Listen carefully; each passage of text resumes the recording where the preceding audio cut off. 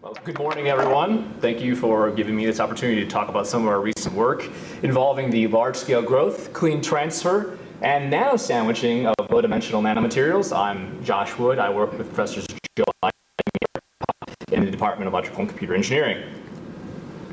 So the first talk, Dr. Mozzani gave a nice integration of 3.5 with graphene. And graphene's got a lot of interest lately because of the fact that it's a very good conductor, one of the best conductors that we know of. It has a great mobility of about 1,000. It's metallic, but it doesn't have a band gap. And since it doesn't have a band gap, all this talk of replacing silicon-based CMOS with graphene is, well, frankly, kind of a lot of talk. So you have to think about what are alternative applications that graphene might be good for. And our transistors are one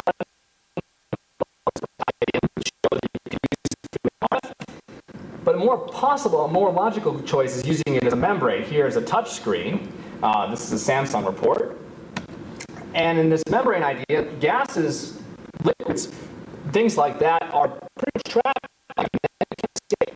So graphene as a membrane seems to be a more fertile field with a better application suited specifically only for graphene. You can also think about other structures such as tunnel transistors and exciton condensates. I won't talk about these here, but these are other possibilities in which you could use graphene with, say, molybdenum disulfide, hexagonal boron nitride, other low-dimensional nanomaterials to try to achieve a goal. So what I'll talk about today is three main things: how we've improved the growth of graphene by chemical vapor deposition on copper, how we can transfer graphene and other related nanomaterials off the copper to arbitrary surfaces, that is layer these low-dimensional materials for different applications such as integration of graphene with biomaterials. So on the first point, you need a large area synthesis method to make graphene, boron nitride, etc. And normally the one of choice is chemical vapor deposition. We found in a recent report that single-layer high-quality graphene grows on the 111 surface, the hexagonally ordered surface of copper, by last matching diffusion. And the other growth surfaces are more multi-layer graphene and more defective. And engineering the copper substrates is pretty imperative to control defect density. Here is boron nitride. So there's been a lot of reports in the graphene community about how to get better quality films by chemical vapor deposition on copper. For example, you can polish the foil and seed growth in order to eliminate defects. You can get different shapes, different flowers, dendrites, based upon the hydrogen gas you have in the chamber, in this case, for different single crystals or for a polycrystalline foil. So if you change the hydrogen flow rate, you can get a control of that. You can lower the amount of carbon feedstock and go to ambient pressure to try to get hexagonally ordered shapes due to the surface diffusion. But there's been very little discussion as to what will happen if you put it on these polycrystalline foils. What are the growth dynamics in the system, and can we control them? So what are we going to do?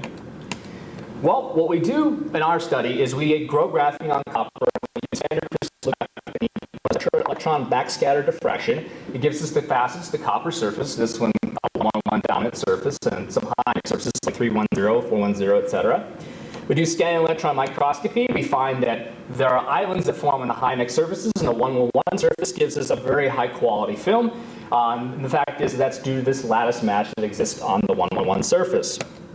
But how do we know it's graphene?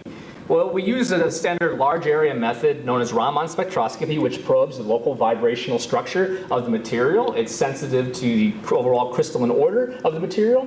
There are two major bands that we're interested in this case, the G band, which is actual vibration of the carbon atoms, and then this 2D band, which arises due to the electronic structure. And this value of the intensity of this band, the G band, should be about 2. And if we look at different facets, we notice that the 1-1 surface gives us a value that's an over 2. The facets, surfaces, and surprisingly, the copper 100 of the square lattice give us a low value for the 2D to G ratio, suggesting lower quality materials and also higher layer number.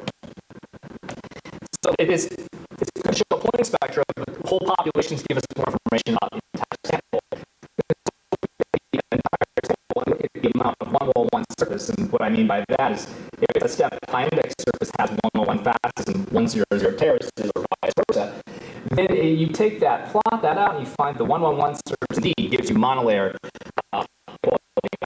You can also look at the strain and doping level between the full maximum, again, confirming confirming the fact that 1-on-1 copper is the best for growing graphene. The growth rate is also the highest. High quality growth and also a fast growth rate. So this seems to suggest if you want high quality films, you need to engineer copper to have a predominance of 1-on-1 texture surfaces. If you do a good job of controlling your growth, you get grain boundaries, and these grain boundaries are very nice.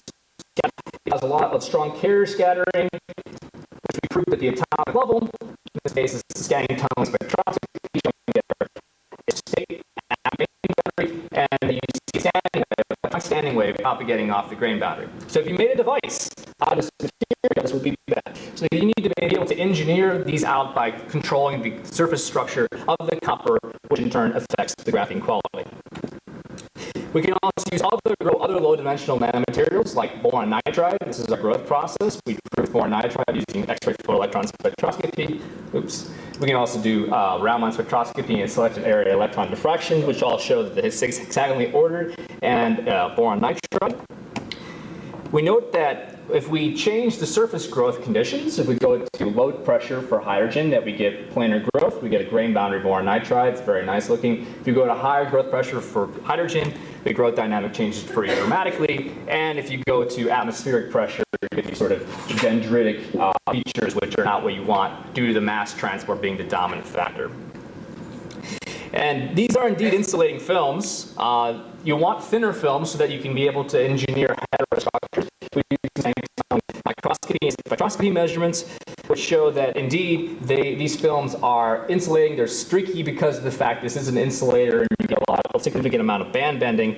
But the band gap here for our CVD film is about 4.1 electron volts as a conservative low-end estimate.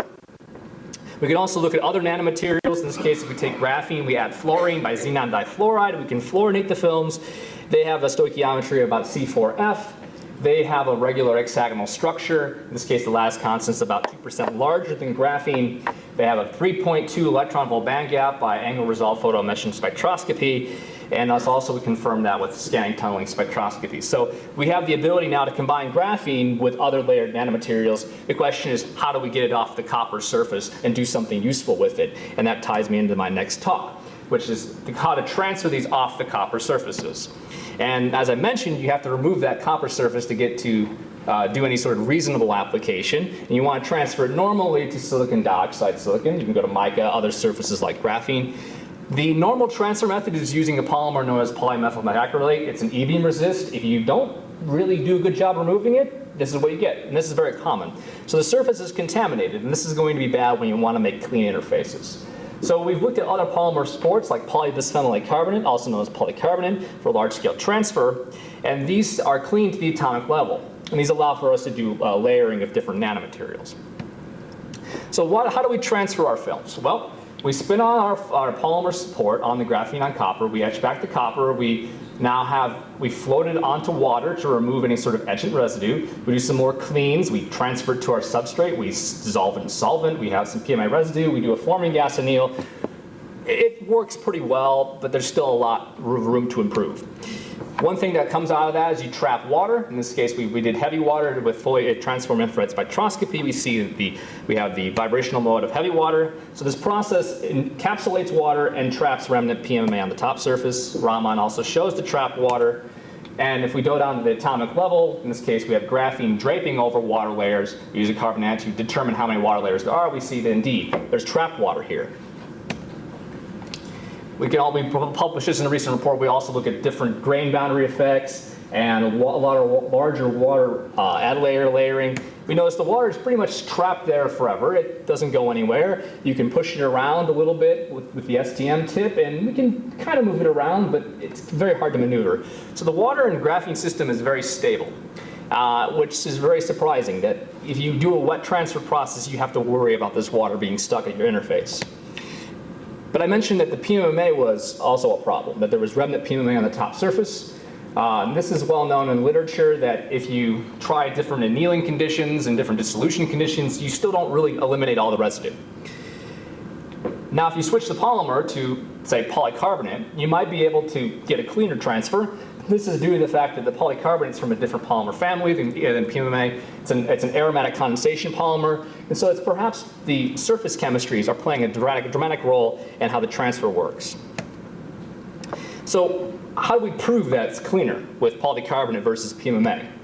If we do a good job of annealing, you get a really nice surface. The roughness here is basically the silicon dioxide's roughness in this atomic force microscopy image. If you don't do a good job, you get these contaminants. If you don't do any annealing, this is what you get with PMMA. But if you don't do any annealing with polycarbonate, you basically have nothing. It's the pristine graphene. These are for the same growth, done at the same time. Everything's the same control. So it suggests that the polycarbonate is much more of an ideal transfer support.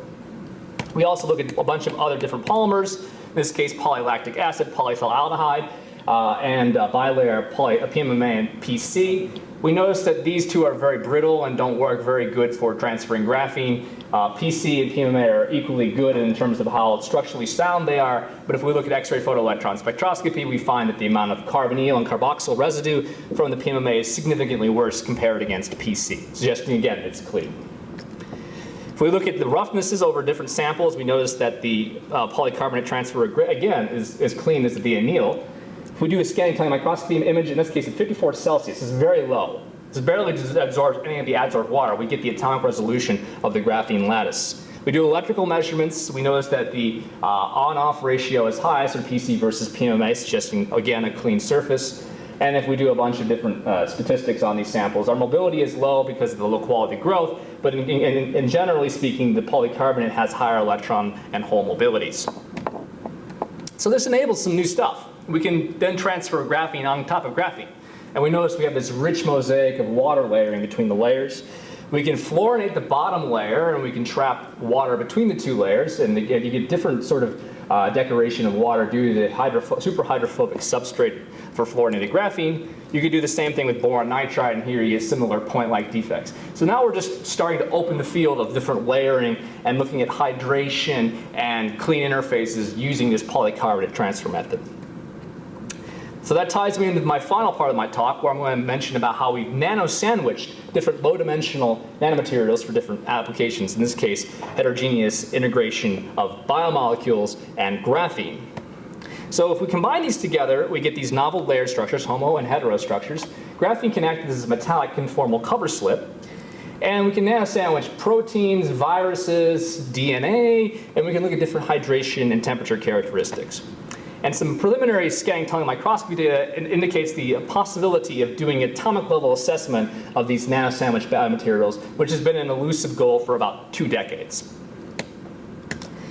So basically, to summarize this, is that we want to combine, say, things like DNA and mica, the hydration characteristics, a rod-shaped virus known as the tobacco mosaic virus, the methyl-binding domain protein, combine them all together, and with different nanomaterials, different layer materials like boron nitride, fluorinated graphene, different substrates, and we could imagine any sort of combination which would be of interest.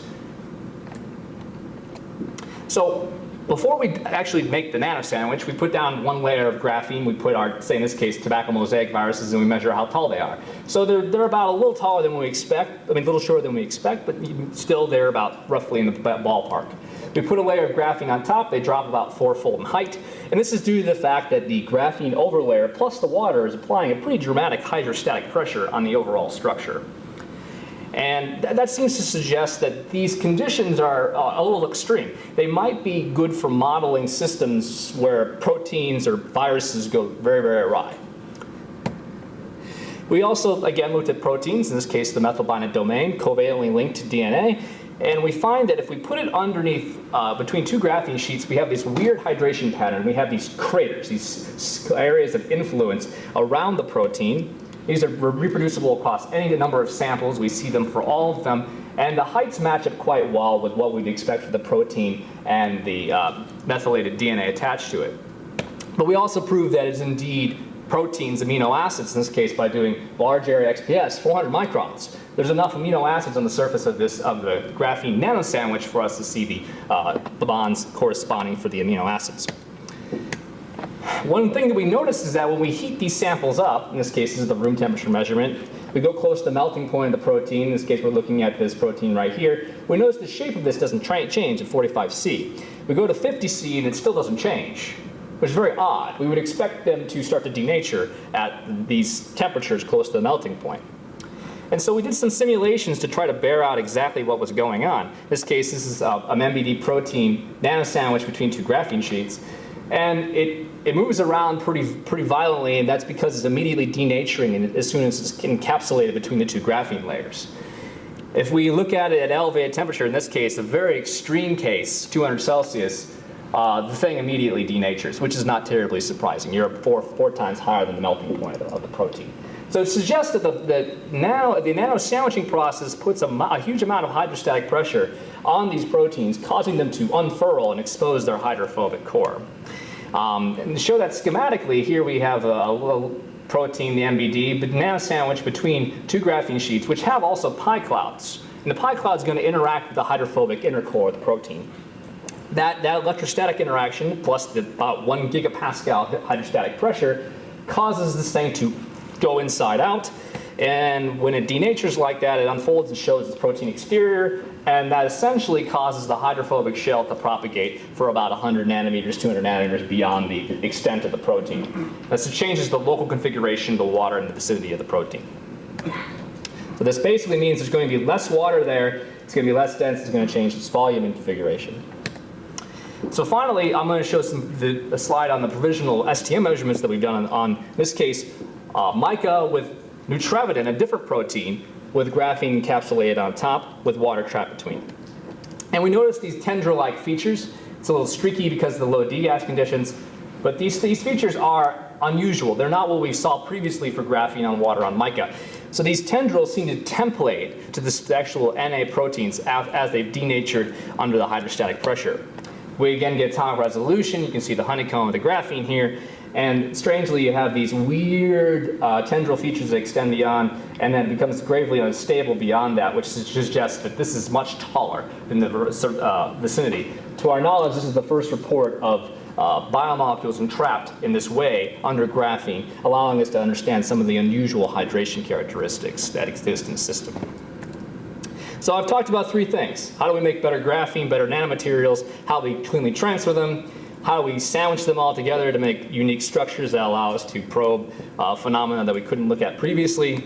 And the three major conclusions is that graphene on copper grows best and fastest on the copper 111 surface. You get clean transfer using polybisphenoate carbonate as opposed to PMMA and other alternative polymer scaffolds. And that you can nano-sandwich these low-dimensional nanomaterials with different biomaterials to enable unique hydration and atomic scale studies. And with that, there's many people, this is a short list, that make this happen, our funding agencies, and you for your attention. Thank you very much.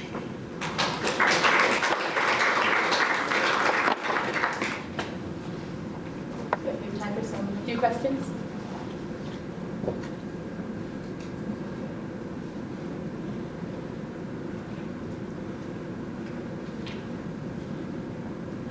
Can you bring back that slide with the 6 gray squares across? 6 gray, oh, you mean the SEM? Sure.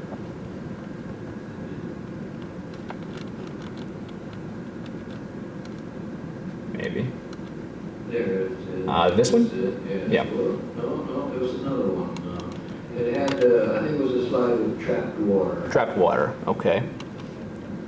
This one, yeah. Yeah. Okay. Now,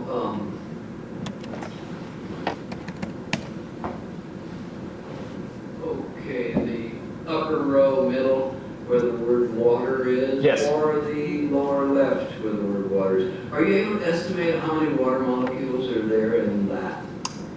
Within the protrusion, that's a layer 3 of water. They're 4 angstroms in thickness. So based upon the I don't know exactly the number of molecules offhand, but based up that would assume that we know exactly the state of water underneath the graphene, which is actually a point of quite a bit of controversy. It seems that since it's stable, it's not liquid, but since it's at room temperature, it should be ice, but yet we're able to nano manipulate it. So it's some sort of weird viscous water. We would need to know exactly what state it would be in to estimate the number of molecules underneath that protrusion. but we know it's the third layer of water based upon the roughness and the overall step heights. Oh, thank you. So in the tunneling spectroscopy that you showed, remember this the STS? Yes. So there's, could you give the real details on the conditions, like temperature, you're doing that STS? All these STS measurements are done at room temperature. We don't have our low temperature STM is under construction, so they're all done at room temperature, typically with a tungsten tip, swept normally from -3 to 3 volts, depends exactly. Normally with constant, I think those were constant spacing STS, so we keep the height the same in those measurements, but I'd have to go back to the data set and double check that. I see. So basically from that, well, from physics, so I guess we cannot tell much. It's different from the DIDV you would measure in physics. We apply a dither for those measurements, and we lock and detect the dither to see. Can you extract any information from that? Well, we can, the electronic information, the band gap, et cetera, the band edges are very much legitimate. That tells us the local electronic structure or whatever is right underneath the tip. It provided that you have atomic resolution. If your tip is in a bad state, then the spectra is going to be more suspicious. So basically it shows that gap there. Correct, right. So we see a band, for the higher the band gap, the more band bending you get. And so the ability for you need to do variable spacing at STS in order to try to get that band edge just exactly right. But with the fact that we have a copper support, the charging is less. So larger band gap materials are harder to measure exactly the band gap, but we can at least get a conservative underestimate of what the band gap should be. So for boron nitride, it was 4.1. That was the low end. High end is like 5.5. So it's still a fairly wide gap material. Okay.